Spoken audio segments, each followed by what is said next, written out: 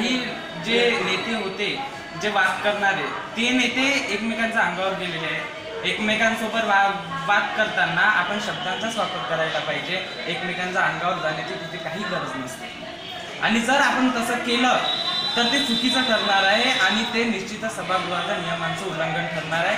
आणि म्हणूनच इथे जे वाद झालेले आहेत, जे डिबेट झालेले आहेत, ते अतिशय चांगल्या प्रकारचे आहेत.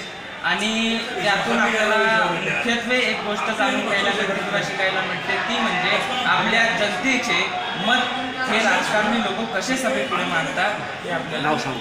इथे आम्ही सभागृहामध्ये जे सभागृह होते ते पाहण्यासाठी आले, तरी त्या सभागृहामध्ये मारहाणी होत होती. सभागृहामध्ये म्हणजे सर्व मारहाणी कसं करतात, बरोबर व्यवस्थितपणे सभागृह सुरू नव्हतं.